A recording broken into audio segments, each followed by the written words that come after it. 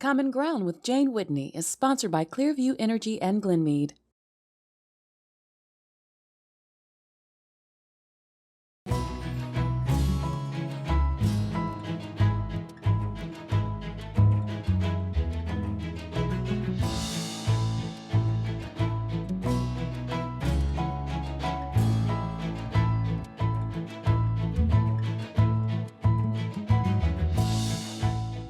The Republican Party isn't doomed, it's dead.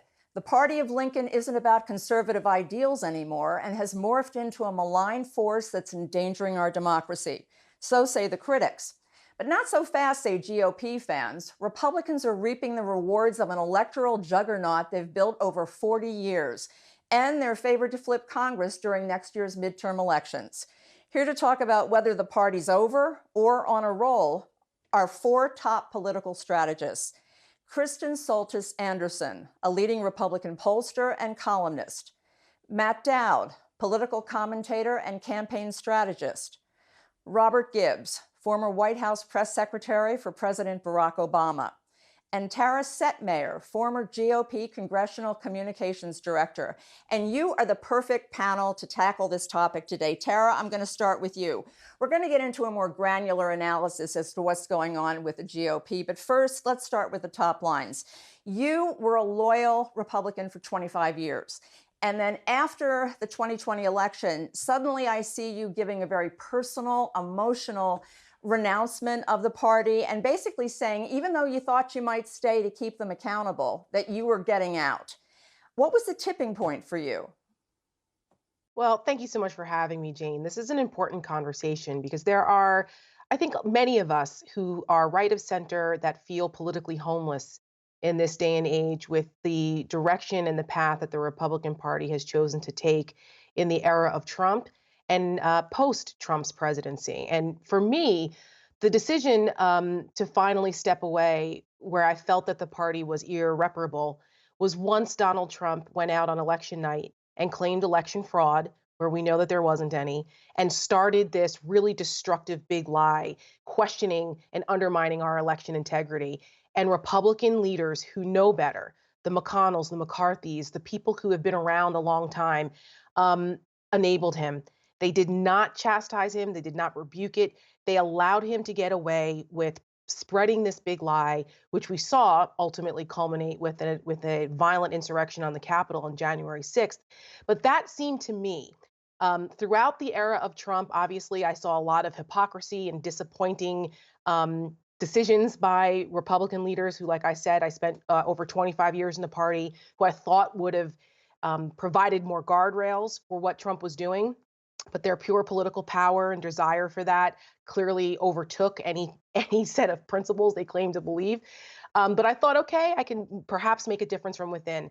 But once something so constitutionally fundamental was under direct attack and Republicans did not do anything about it to stand up to him and say enough is enough, that was it for me. I recognized that the party was going down a slippery slope into an area that seemed to me immediately was not a place that I was welcome in or that I could do any more good to try to right that ship. And I felt that I'd be better off on the outside speaking out about this. And if it meant starting something new or being part of another movement, but I could no longer associate myself with a party that has basically succumbed to the slippery slope of authoritarianism, in my opinion. And it's such an anti-democratic movement. It was no longer representative for me. All right, but let me ask you something, because we all know that the Republican Party is really good at winning. There's so much winning. And right now, there are more Republican governors than there are Democratic governors. Fully 54% of the legislative seats nationally are held by Republicans, many more than Democrats. You know, the Senate is 50-50, and in the House, they're a whisper edge away from flipping the House. So the point is, there is a lot of strength there. Are you saying that you don't think that you think the Republican Party does need a reboot? You think they should totally start from scratch? What do you think should happen with the Republican Party?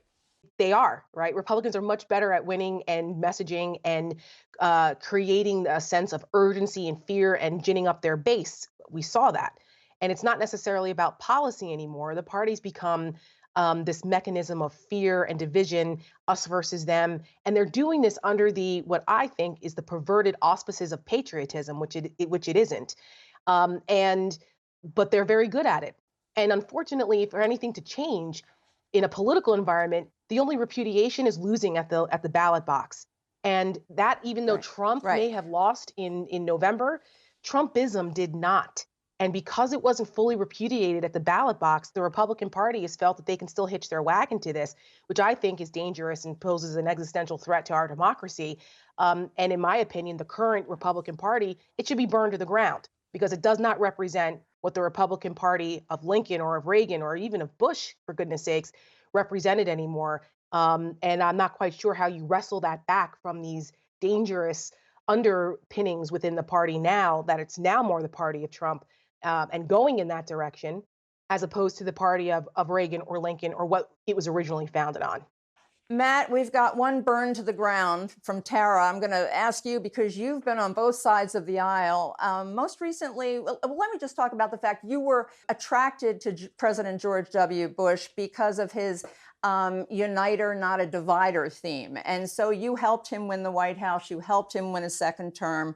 How do you rate the GOP at this point in terms of its strength as a party? So I can give you a short answer. I'm running as a Democrat for Lieutenant Governor of Texas because I believe that the only path forward right now, to in a total agreement with much of what Tara said, to repudiate the party, which will not reform from within. If they were going to reform from within, there would be large elements of it doing that. They're not going to do it unless they lose in a very profound way up and down the ballot. It's the only way.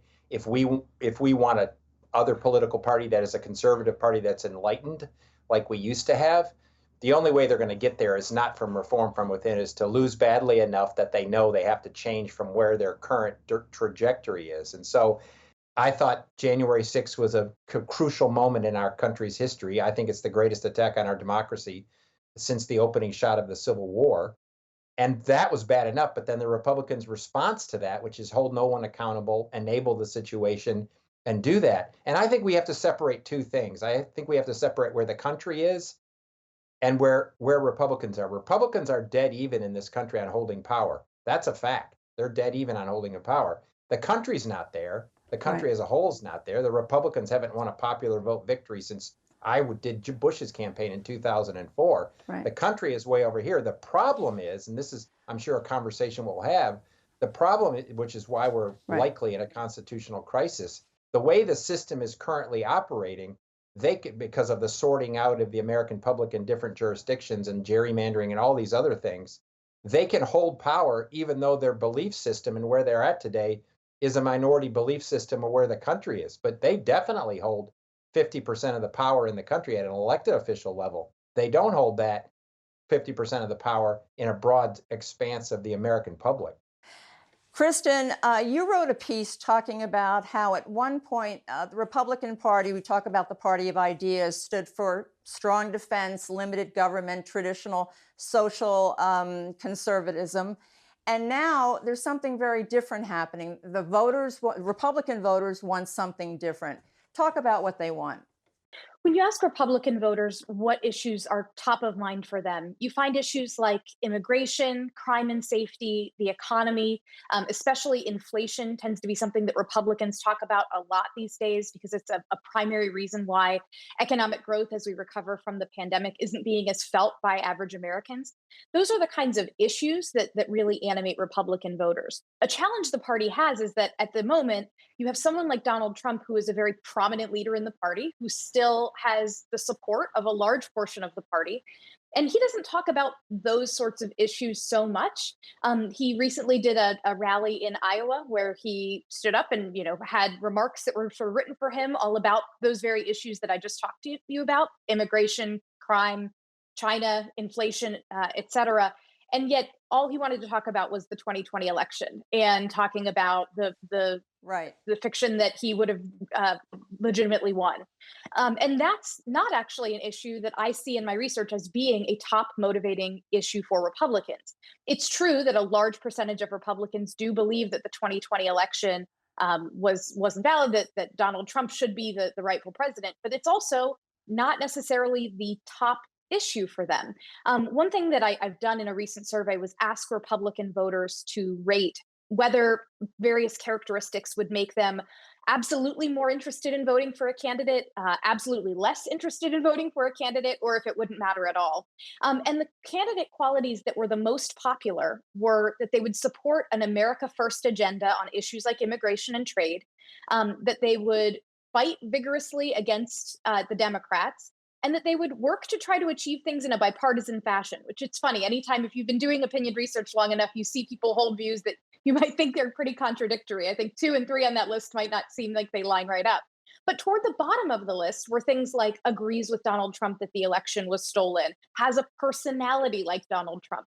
So I think it's important to sift out what pieces of Donald Trump's legacy are really driving sort of the mainstream of the party, and which pieces of Donald Trump's sort of personality and personal agenda around 2020 are the big focus of sort of the activist class in the GOP these days. Actually, the latest research out of the University of Chicago, nearly 1 in 5 Americans think the election was stolen. I mean, that's a big number. 21 million don't think it would be terrible if they had to use violence to restore Mr. Trump to the presidency.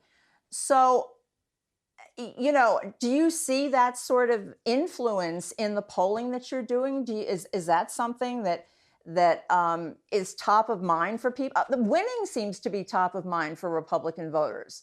Winning is very important to Republican voters these days. And frankly, that was a prime piece of Donald Trump's appeal, was he promised them that they would do a lot of winning. When he didn't win in 2020, part of the reason why he has doubled down so hard on the fact that he didn't really lose is because that is the core brand tenet he brings to the party, is you have to stick with me because I'm a winner. We are living in extremely divided times. There's research that shows it was something like 9 of 10 Trump voters believed that if Biden won, it would do lasting and serious harm to the country, and vice versa. So we have a lot of Americans now who view their own side as being very weak, the other side as being extremely powerful, and therefore they are willing to take a sort of ends justify the means approach to obtaining power or to destroying the other side, because they view the stakes as being so high. And yet Gallup in the first quarter of this year recorded the largest drop-off of Republicans from the Republican Party. It's the largest gap since 2012 between voters who identify as Democrats and voters who identify as Republicans. So what's driving that exodus of Republicans from the party? That exodus is because Republicans have been losing voters in places like the suburbs, underperforming with younger voters for the last couple of election cycles now. And that's beginning to do the sort of damage that over the long term will be very hard for the party to repair. Now, the reason why Republicans have not sort of gone to the drawing board and said, well, we need to do an autopsy like we did in 2012, is because, frankly, the autopsy they did in 2012, it was Donald Trump who threw that playbook out the window and wound up winning the presidency. And so you combine that with the fact that many Republicans don't even necessarily feel that they did lose the last election. And there hasn't been any real moment of kind of introspection and saying, well, what do we need to do to reshore up our majorities? A challenge the GOP may be facing is that they do have a lot of folks who decided to vote for Donald Trump, but are not necessarily tied to the Republican Party. And so what happens in, say, a midterm election when you have Democrats very fired up to try to prevent Republicans from taking further power, but the Republican coalition, involving a lot of voters who really only turn out to vote when Donald Trump is on the ballot? It's good if you're Donald Trump. That's not necessarily a helpful dynamic if you're the Republican Party. Right. That's a tough needle to thread. Robert, you were known as the Barack Obama whisperer, and you helped him with his communications from the time I think he was running for Senate through his 2008 presidential run, and then you were the White House press secretary. So messaging is in your DNA, Robert. And I want to know what you think the message of the Republican Party is right now. What is it that they're pitching right now?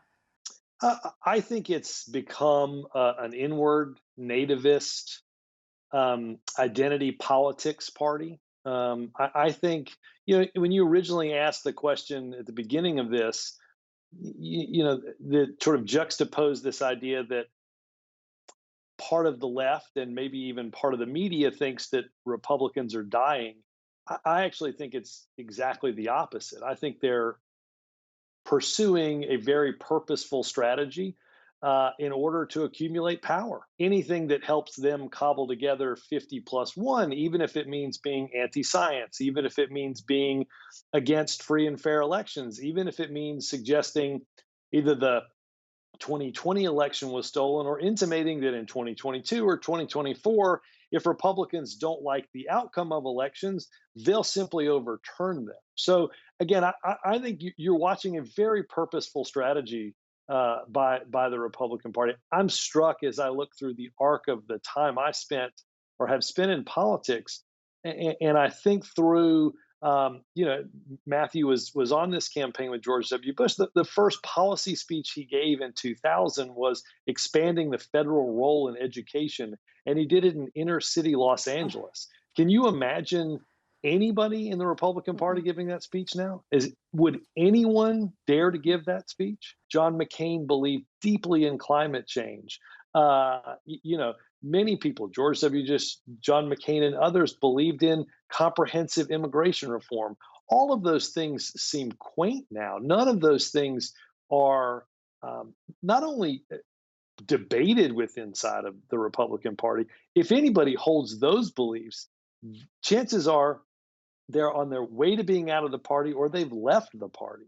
Everything looks different than it did just a few short years ago. Donald Trump gives people an identity, or he reinforces their identity. He gives them a sense of purpose. He makes them feel powerful. And for a long time, you'd hear people say, "Oh, but watch what happens when he doesn't deliver for his voters. They're going to be so disappointed and they're going to run screaming from the room." And the truth is that it's not about what he delivers. He is the product. Donald Trump shows up. He's the product. And basically, they like his egomania. At one point, I read something where you actually predicted, you think we're going in a Trumpian, whatever the word is, direction, that by the end of 2022, we're going to be Trump on steroids. Is that really where you are right now? Absolutely. First of all, I don't see anything that would pull us back from that. I think if you see the recent interactions that Donald Trump has had with voters and continuing his rallies, nothing leads me to believe that we're re-examining or the Republicans are re-examining Donald Trump as the leader of the Republican Party. If anything, I think he's only tightened that grip. He's going to play an inordinate role in the off-year elections. He's going to pick nominees in important Senate races. He's pushed people out. He's declared war on different segments of the Republican Party that aren't following him. I think 2022 is likely to end with Donald Trump having a stronger grip on the Republican Party. And quite frankly, if he decides he wants to be the nominee in 2024, I don't see that a lot of people can or will stand in his way. The only thing that could beat Donald Trump in 2024 is for somebody to be more Donald Trump than Donald Trump. And we watched that, quite frankly, in 2016, where several of the potential nominees, Ted Cruz, Marco Rubio, they tried to out-Trump Donald Trump. Well, guess what? Donald Trump plays Donald Trump better than anybody else. He plays it, as you said, extraordinarily well. He gives people in the Republican base excitement. I can't remember how many times I've heard Republicans say, he says things that I know other politicians believe but are afraid to say. Tara, you narrated a program. It was about dismantling democracy, and it really underscored the importance of free and fair elections. And increasingly, we're seeing how Mr. Trump weaponized the Department of Justice to try and overturn the election. And yet, in the wake of what happened on January 6th, the sacking of the Capitol, only 2 Republicans stood up against what happened and against the big lie. One of them was Liz Cheney. And we have some footage of her on the House floor. We're going to take a look at that right now and have you comment on the other side. Here it is. I will not sit back and watch in silence while others lead our party down a path that abandons the rule of law and joins the former president's crusade to undermine our democracy. As the party of Reagan, Republicans have championed democracy, won the Cold War, and defeated the Soviet communists. Today, America is on the cusp of another Cold War, this time with communist China. Attacks against our democratic process and the rule of law empower our adversaries and feed communist propaganda that American democracy is a failure. We must speak the truth. Tara, you know a lot of these folks. 2 out of 262 members of Congress, not a lot of people to stand up against one of the worst, if not the worst day in our history in some ways. How do you explain that they're so complicit in this situation? It's just absolute craven political cowardice. To Robert's point, it's about holding on to power. They were unwilling to step forward when it mattered the most. I mean, literally, you had a violent mob of people who ransacked our Capitol to disrupt one of the most basic, fundamental institutional procedures of certifying our free and fair presidential election. And there were people there who were seeking out the vice president of the United States, chanting, "Hang Mike Pence." This was the level of vitriol that had been incited by the current president of the United States at the time, who was a member of the Republican Party, where every single person in that chamber, their lives were in danger because that mob didn't care who they would have gotten a hold of. They weren't looking at whether they were a Democrat or a Republican, because at that point they were attacking our institution. And the fact that that didn't move more members of Congress to stand up and speak out is one of the most devastatingly disappointing days, beside all of the other emotions of how upsetting the insurrection was. But seeing that no one would stand up, no one of significance, the fact that every single Republican, minus a handful of the ones that may have been possibly involved in it, but that they wouldn't stand up in one voice for America, for what happened. You know, institutions don't protect themselves. It is up to us. It is up to the elected officials. It is up to the people to make sure that those institutions are protected. And they didn't do their jobs that day, outside of a handful. 10 Republicans voted for impeachment. That's it. I mean, you've got, a handful on the Senate side. That's it. What does that tell you? The moral decay and the absolute abdication of their constitutional duty was on display by them standing back and not saying or doing what they could have done to completely extricate the party of Donald Trump from Donald Trump. That was the exit ramp, and they didn't do it. Matt, the term constitutional crisis is being used with greater frequency, and Stephen Levitsky, who wrote the book How Democracies Die, has talked about the fact that one of the other things the enablers learned this last time around was that they can, even if they're not successful in actually doing it, they can present to their voters that they overturned an election.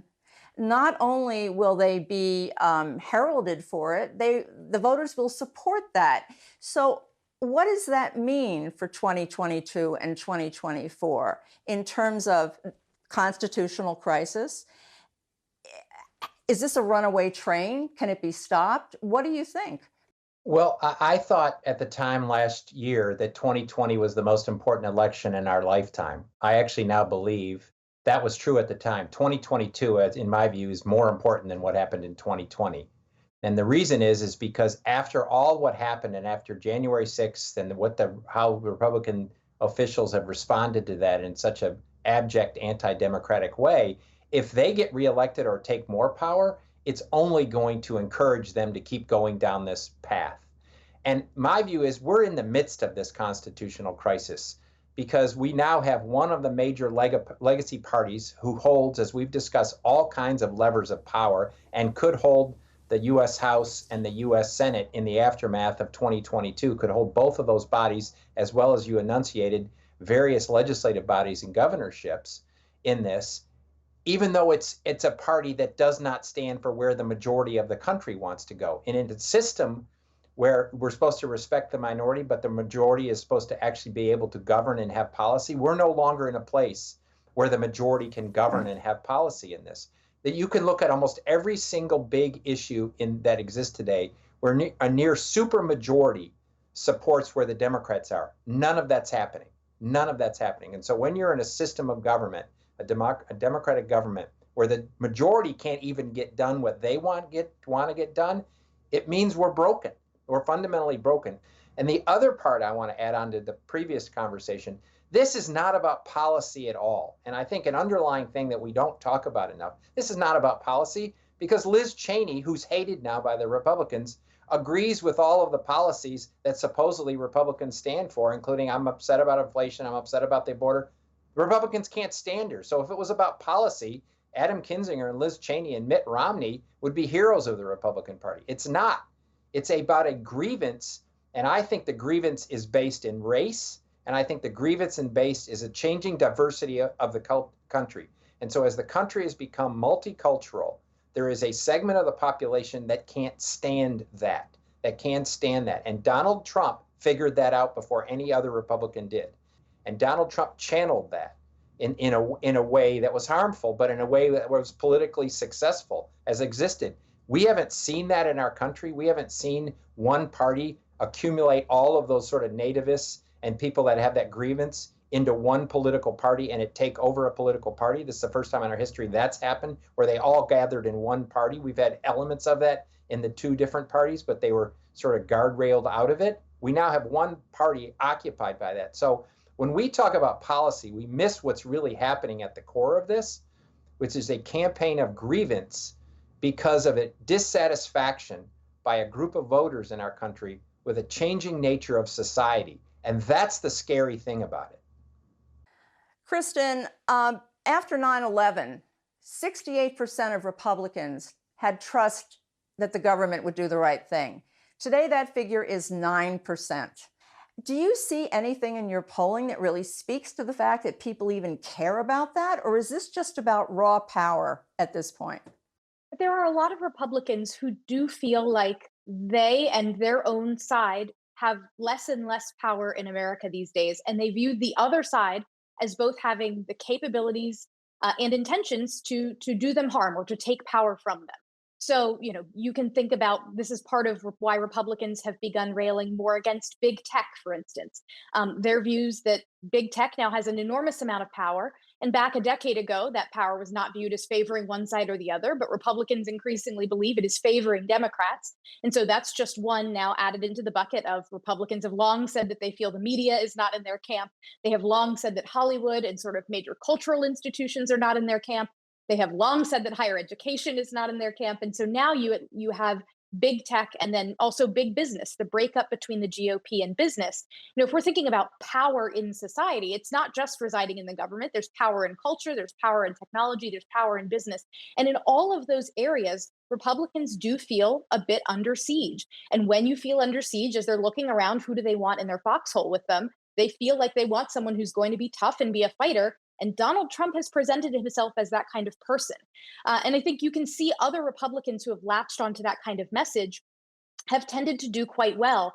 Take someone like Ron DeSantis in Florida, for instance. He was kind of nowhere when it came to the Republican Party until he gave a speech at CPAC earlier this year, which was all about that sort of message. He sort of said what Matt Dowd just said, which was, this isn't about policy. Our party has spent too long debating about policy. We just need to be prepared to fight. And it was that kind of a message that vaulted him up now, at least in my own polls. I see him at the top of the way too early to be polling it 2024 field on the GOP side. Robert, a lot of people are concerned. We're talking about this problem, and we all agree that we're defining it as a problem, that election fraud or overturning elections could actually happen in the midterms or going ahead to 2024. So what is it that we could actually do to try and ensure that elections are not overturned going forward? It's a great question, and I will admit I'm not all too optimistic that the answer that I might give here is in danger of happening. But I do think you need a much you need much of the legislation that's been talked about in terms of ensuring the right, the guarantee of people to be able to exercise their right to vote, and to ensure that you're not seeing in state what's happening throughout the country in state legislatures, which is very unconservative, if you will, which is taking local control away from those that conduct elections and handing it to some bigger entity, particularly a bigger entity that has seen fraud and abuse where there wasn't fraud and abuse. And so, look, I think and I hope that there'll be a more robust discussion, that there'll be better policy answers that can try to garner the Mitt Romneys and the Richard Burrs of the country into guaranteeing more of that right to participate and guaranteeing that right for both free and fair elections, and that the outcomes will be seen as such. So again, I'm not optimistic that that as we go forward, we're not going to be gravely challenged. Not differently than we were on January the 6th. They may not storm the U.S. Capitol as they did at that point, but I think that the potential to have real consequence on our elections and impacting our democracy is really no different than what we saw happen that winter day. Tara, you wrote a piece back in 2017 with the headline, I think it's time to admit things are not okay. And what you were talking about, again, we should be clear, predates Mr. Trump, the sort of drip, drip, drip of moral decay and disregarding civility and decency, and basically, and this is key, rewarding bad behavior. I think part of what we're talking about is that it's frustrating because there's like you don't see much accountability. People are getting away with it, and that emboldens them.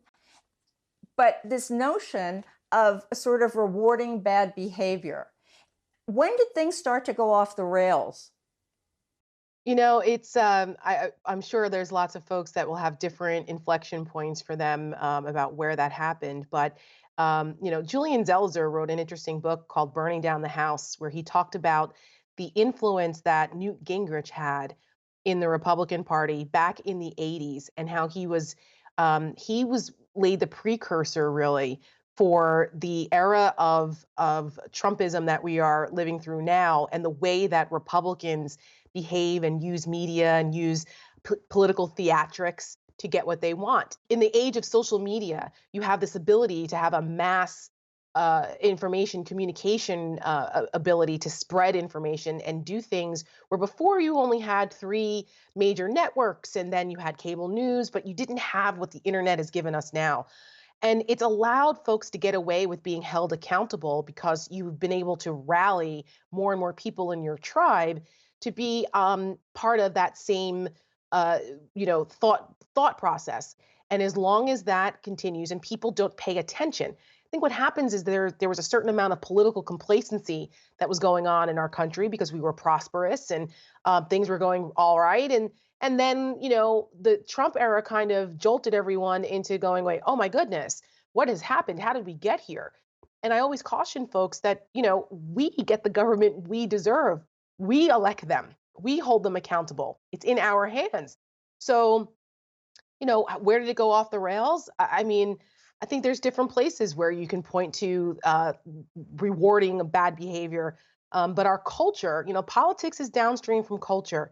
And we see that bad behavior is elevated all the time. That celebrity culture contributed to the rise of Donald Trump, with him being beamed into these living rooms every week on The Apprentice.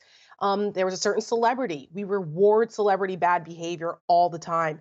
And I think that speaks volumes about us as a society. There needs to be some inner searching and reflection about that. But I think it's an overall societal problem about rewarding bad behavior and people not being held accountable for it. Matt, it's time to take a video question, and you're going to get this one because you've served on both sides of the aisles and because you live in Texas. So let's take a look at it right now. Hi, I'm Josh from Texas. Republicans tend to play hardball while Democrats pitch softballs. But if you look at the Supreme Court and voter suppression sweeping the nation, it seems to be working in Republicans' favor. Are Republicans modeling a new way of politics that Democrats need to imitate if they want to compete? So, Matt, how many times have you heard people say, so much for Michelle Obama, this whole thing about when they go low, we go high. It's time for Democrats to play hardball, to get tough, to get down in the mud. Clearly, this isn't really new, but the point is, what do you advocate for Democrats in terms of messaging to try and combat some of this? I think Democrats have always been a disadvantage on two things, and they've shown up in direct form today. First, Republicans are much better at talking about campaigns and policies in terms of values, broad values, and that's what voters connect on. They don't connect on policy points, they connect on broad values. Policy is important because it signals a value. Democrats stay too much stuck in a policy and not enough stuff on a debate about what values are fundamental and connecting with voters on a really fundamental value basis. And that's where I think Democrats have lost where they could have won, and Republicans have won where they should have lost in this. So that's the big one. And so I say you can go high, but you got to go high with strength in compelling way. And you have to give up on this idea that we're in this process discussion, that we're going to somehow fix it. And you have to play hardball. Hardball's not wrong. You can be, as I said, you can be ethical and you can do it in a legal way. But Democrats still, and I think Joe Biden has for too long thought for too long, I can convince the Republicans to be rational. That went away a many number of years ago in this process. Kristen, Politico wrote a piece talking about Oakland County, Michigan as being a bellwether, an important bellwether. It's an affluent, well-educated area. It's where the Romneys are from. And basically, the bottom line is that they now vote for Democrats. They don't relate to white grievance. They relate to better education and childcare. So, but that's being sort of replicated around the country, that phenomenon of the Republicans are losing the suburbs. Potentially, is that cataclysmic for them?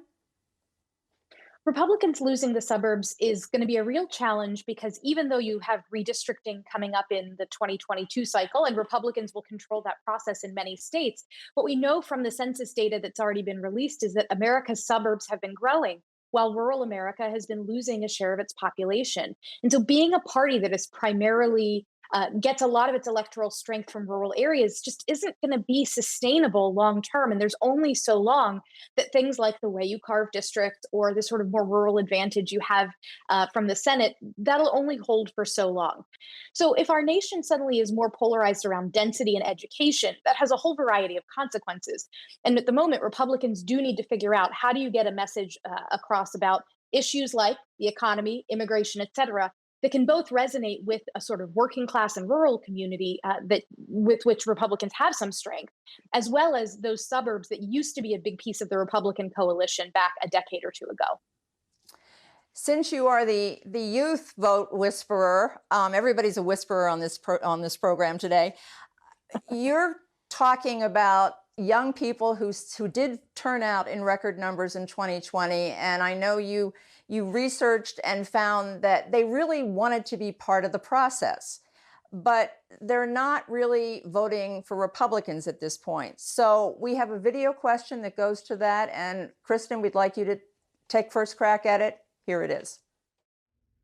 I'm Jan in Texas, and my question is, what is the GOP doing to attract young members to the party? And what actions can they take, specifically at the local level, to enact positive change?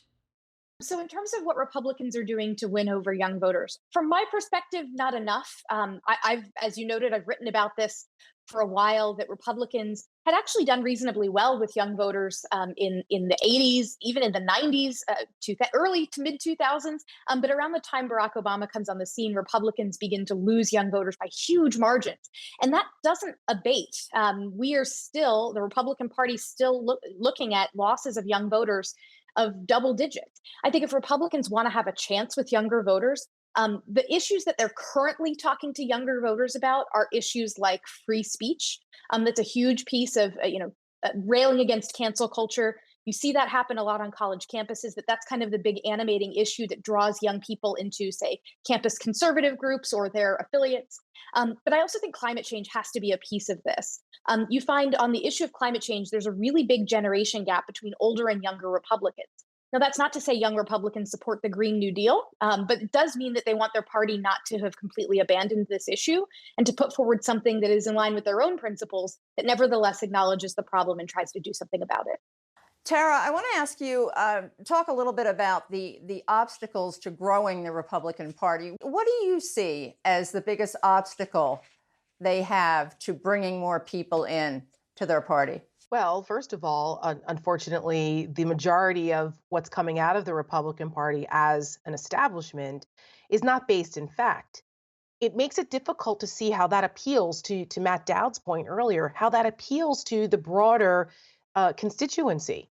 It seems as though because the party has become a party of white grievance, because it's become a party of people who seem not to care as so much about ideas and policies, that who are they really speaking to? Because the demographics of the country are changing, and they're changing rapidly. So I think it's a challenge as long as they continue down this road of Trumpism and this road of illiberal belief systems, and continue to be a party of grievance. It's mainly a party of white grievance, and that's a shrinking population. So the challenge there is, how do you draw more folks in who don't subscribe to this very narrow approach to governing, if that's what you want to call it. If you look at what's being discussed on Fox News and other networks every single night, I'm not quite sure where that appeals to folks in the areas, to Kristen's point, that are growing, the suburban areas, the areas where the demographics do not align with what's being spewed by the current Republican Party now. I was on Capitol Hill in 2012 when the autopsy came out after Mitt Romney lost the election to Barack Obama, a winnable election for Republicans. And it's true, the entire playbook got thrown out. But what was in the autopsy was talking about, if the party is going to sustain in the long run, to be sustainable, it must appeal to minorities and younger voters. We see that there has been pretty much no effort to do that at all. It's been quite the opposite, appealing to a constituency that is actually dying off and changing. So I think that the Republican Party in its current form is only shrinking. It's not doing anything whatsoever to expand. Matt, I want to get back to the existential threat to our democracy, which is just terribly concerning. In the book, the Woodward and Costa book, Peril, it came out that Utah Senator Mike Lee did know about the plan to try and overturn the election. Recently, independent Evan McMullin has come out and said he's going to challenge Senator Lee. And the centerpiece of his introductory ad is about the fact that the Capitol was desecrated, our democracy is sacred, we have to protect this is the theme, it's the democracy theme. How effective do you think that's going to be? So Evan, I give Evan credit for however he has tried to confront this in the last few years and speak out and speak truth about this. I think that the way, if Democrats are going to succeed, or our society is going to succeed in how we talk about this, it has to be related to the reality of people's lives.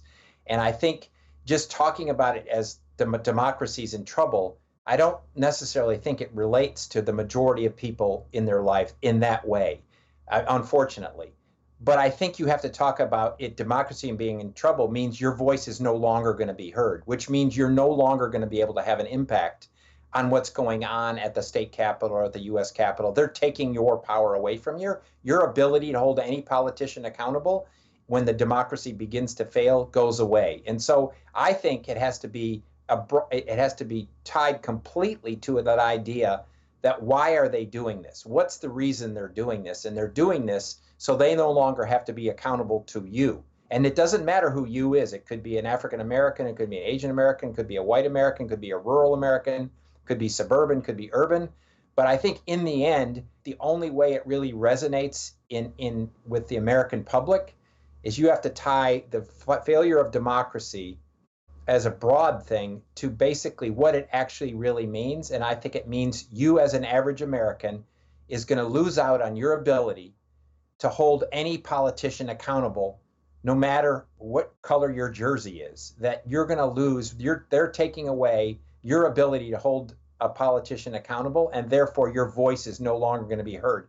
That to me resonates with people. But talking about the theory of democracy and the democratic norms, most Americans are like, you know what, I don't know what that means and whatever it means, but it has to be related to something that touches their life.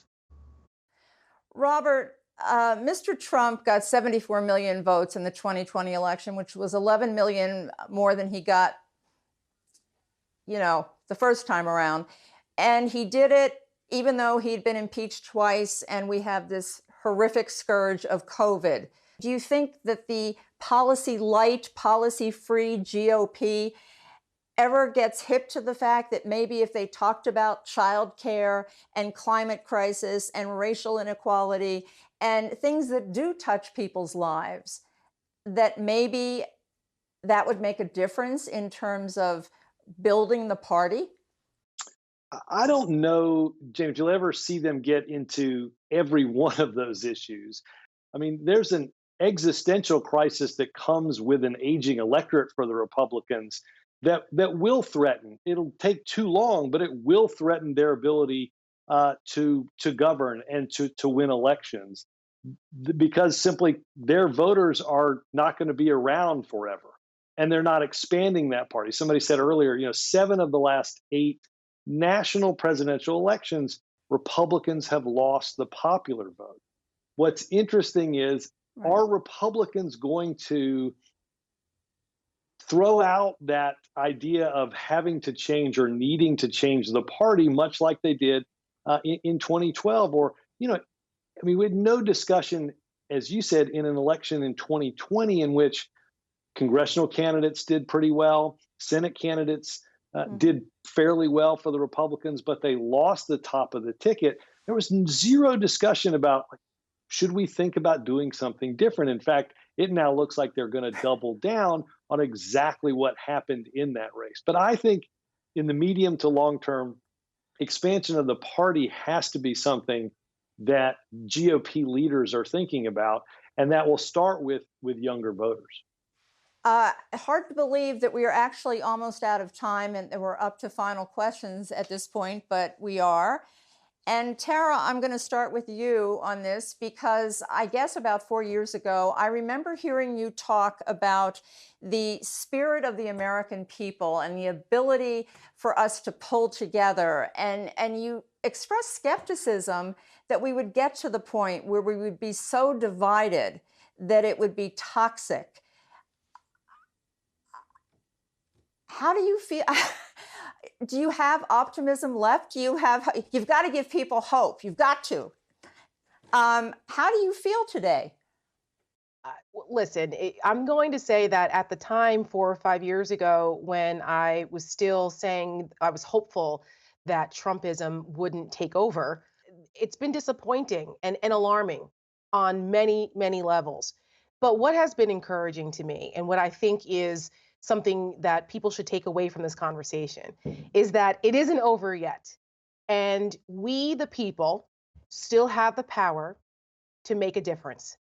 And even though Donald Trump may have gotten 74 million votes last time around, more votes than the first time, and however we feel about that, as alarming as that is, but there were more people who voted for Joe Biden, who went out and stood in line for 10 hours if they needed to, that were willing to walk over glass to vote in the last election because they recognized the importance of exercising their right to vote and the power that we, the people, have to change and hold our leaders accountable.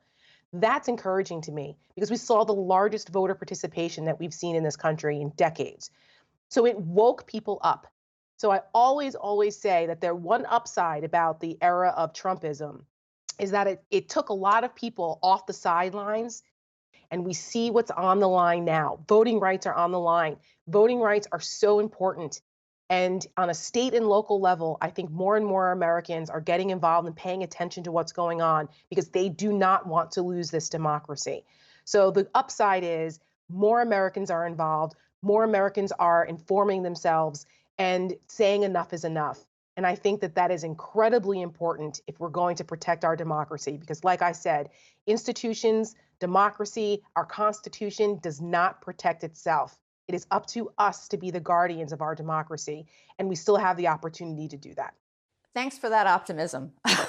Matt, I actually did interview you 4 years ago, and at the time you were talking about how you thought that civility and decency and compassion and all those wonderful things would probably prevail, and you were very optimistic.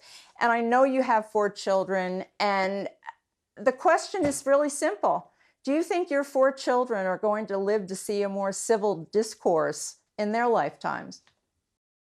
Yeah, I do actually. I'm very concerned in the short term, but very optimistic in the long term because I have a fundamental belief that good triumphs over bad, that truth triumphs over lies, and that love triumphs over hate. I believe that. I look at the expanse of thousands of years of civilization, and over that period of time, we became a more civil, less violent, more kind, more caring humanity over that time. It doesn't mean that you don't have bad points in the short term, and we're in a bad point in the short term in this time. But in the long term, for when my kids are 10 years from now, 20 years from now, 25 years now, I think that we are going to be a better country in this. I agree with Tara on this, that one of the things you sometimes have to see the really cruel and the really bad and really see hatred rear itself to understand that it exists and to have an ability to tear the scab off. And even though in the midst of it,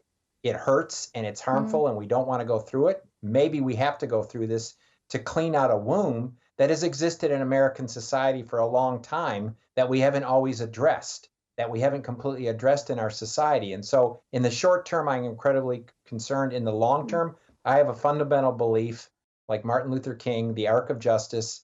I believe in that. I believe in the arc of compassion and the arc of the kindness and the arc of all of that. But some of us and all of us who believe those things can't step back. We have to wade in. We have to wade in a serious way in this moment so that our kids can see that society that I think will come is going to depend on our fight today.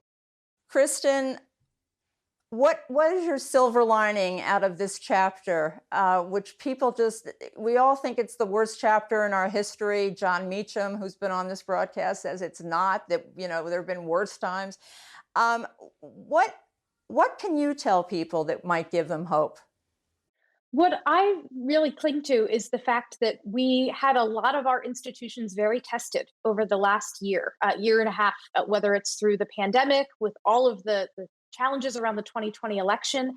And yet our institutions have held. They have had a lot of stress, but you have had a lot of stories of, I think, individual bravery of folks like, say, Brad Raffensperger down in Georgia, folks who have stood up. And, we can think about the way that incentives have made our politics a lot worse. This sort of alludes to something that Tara was saying earlier. The incentives nowadays are to say things that are as loud and kind of out there as possible, because that's what will get a strong reaction. That's what will go viral. But you do have a handful of folks that have acted sort of against their own interests and stood up and done brave things. And so seeing folks that even knowing that there will be a political cost to their actions, nevertheless do it, is the sort of thing that has given me some hope. Robert, your parents introduced you to politics when you were very young.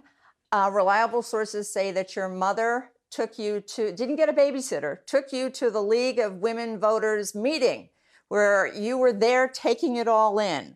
So that's going back a way. You have a long view. You also have I think he's a teenage son, Ethan.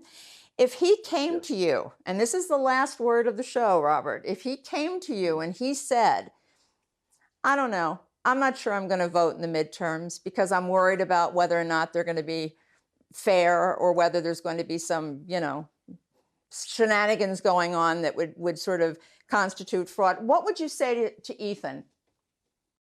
I would say that if you're worried about the outcome, if you're worried about the direction of your country, then the worst thing you can do is to walk off of the playing field rather than to participate on the playing field. And to summarize all of what's been said, I do think we have encountered far worse times in our country's history, far more polarizing times, far more existential times to our democracy and to the fabric of our nation. And it actually, when I talk to young people, whether it's my son or others, they understand in a way how important the crises that we face as a country, things like climate change, things like the pandemic, and all that has to be done around it. It's that sort of enthusiasm and their excitement at thinking about things differently, about reform, disruption, that actually make me incredibly hopeful for what we'll see in the future. Because I think they understand, while they've watched us do some of it and may be critical and think we haven't gotten it right, they're actually eager to get their chance and fix it on behalf of all of us. I love being right. I said you were the perfect panel to tackle this topic, and I was right. And we're so grateful to you for being here today, for donating your time and your talent, for your candor, your insights, and your hope. Thank you for that.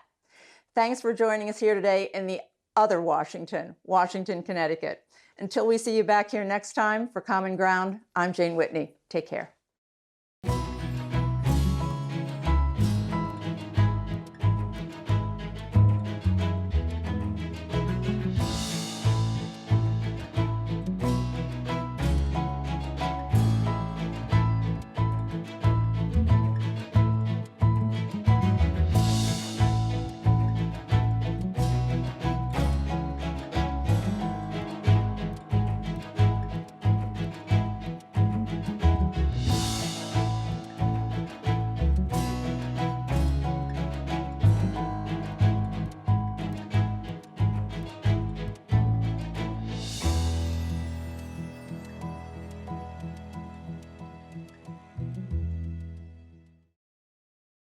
Common Ground with Jane Whitney is sponsored by Clearview Energy and Glenmead.